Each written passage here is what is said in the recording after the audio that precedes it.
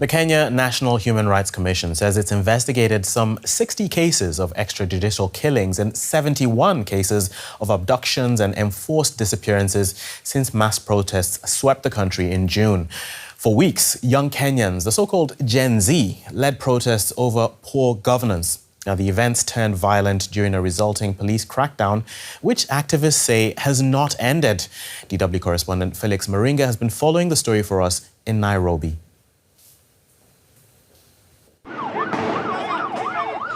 The man in white you see here being pulled into the truck is Boniface Mwangi. He says police have often detained him illegally without officially arresting him, charging him, or allowing him to contact a lawyer. It's a very violating experience. The police are never kind and they never explain that they're arresting you. So you get picked up, bundled in a car, and everyone is armed in the car and they rarely talk to you or engage with you. So it's a scary experience knowing that you can actually go and never be seen again. He's a photojournalist and prominent political activist. It's this work, he says, that makes him a target, but he's not the only one. People have been abducted, never to be seen again, or their bodies are found floating in a quarry or in a river, or their bodies are never found. So it's a scary experience for the family, actually. This June, government-proposed tax increase prompted protests in Nairobi and sometimes a violent response from the police. At the end of August, President William Ruto promised abductions would stop. You've seen it in most areas of this region. If there is a family, any family, that their child or their friend or their relative went to a demonstration, whether it is last year or this year, and never came back, I want to know the names, because I will take firm and decisive action.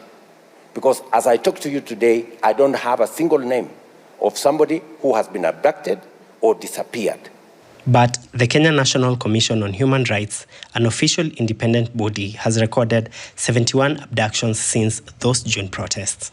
Head of the KNCHR, Dr. Bernard Mogesa, said it was having a chilling effect on lawful dissent. Those who have been quite vocal and speaking on, issues, they are likely to go into hiding, for fear of their lives. And there must be guarantees that when issues are raised, questioning, accountability, questioning transparency, there must be a way we protect those who raise those voices. A number of European diplomatic missions in Nairobi, including those of Germany and the UK, last month wrote an open letter saying, "We note our concern over ongoing protests of arbitrary arrests and enforced disappearances. We note President Ruto's commitment that such incidents will not happen under his watch and that all individuals involved will be held accountable. We asked the Police Service and the Independent Policing Oversight Authority for comment for this report, but didn't receive a response." Boniface Mwangi says he'll continue his opposition work. I think I want a country where there's rule of law, where everyone is treated justly, a humane country, a less corrupt country, a country where everyone stands an equal chance in life. He says that his vision is worth the abductions, the taps on his phone, and the fears of his family.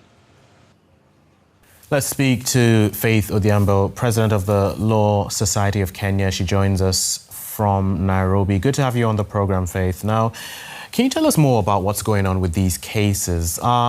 These abductions, most of these people disappearing without a trace, or are they actually being charged with something specific? Well, we have cases that people have disappeared and we've not been able to find them. And we're still making calls and trying to follow up, because there are some people that, despite the family members visiting the different police stations, we've not been able to trace them. And so it's just a chilling illustration of what people fear is yet to come. There have been people who we've reported have died in these incidents of disappearances. Has there been any sort of legal recourse or answers for their families?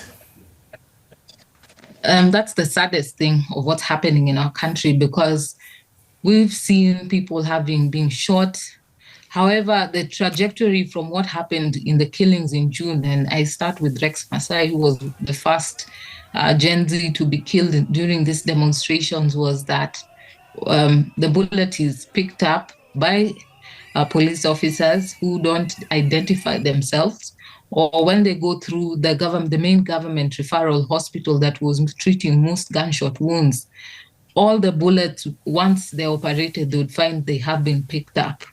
And so you cannot prosecute without that ballistic evidence to connect the bullet to the shooter. So that has been the greatest problem. And secondly, the question of intimidation. We have the Independent Policing Oversight Authority that was set up to investigate rogue police officers who abuse their powers. However, people have been scared to even present themselves to give evidence because of the rising cases of abductions. A lot of families fear that once their loved ones come out to give evidence, that they would also be forcefully disappeared. Right. I was going to ask you about that, sort of the hope of any accountability through these watchdogs like IPOA you mentioned. But onto a related issue, and that's been the concerns raised about the surveillance techniques the government is using to monitor dissenters. Is this something you're challenging legally or planning to challenge legally? Well, we're planning to challenge legally the attempts they want to coordinate with the telcos, and they're trying to say that they want to know how much people are transacting with. But we know the real aim is to ensure that they integrate surveillance, because some of the biggest telecom companies are now facing legal suits because of sharing people's private data. That during the Gen Z demonstrations, certain big telcos have been at the forefront, being sanctioned by members of the public as being the ones that helped the government identify the Gen Zs who were at particular places. What do you think this whole scenario says about the state of expression and democracy and just people's general ability to speak up about what's going on in society and in government in Kenya? Just briefly for us. To go to an extent that now technology is being used to and attempts to stifle the rights of people, the rights to picket, to assembly, to share their voices, because the Gen Zs have shown that you can organize and coordinate people not on physical spaces.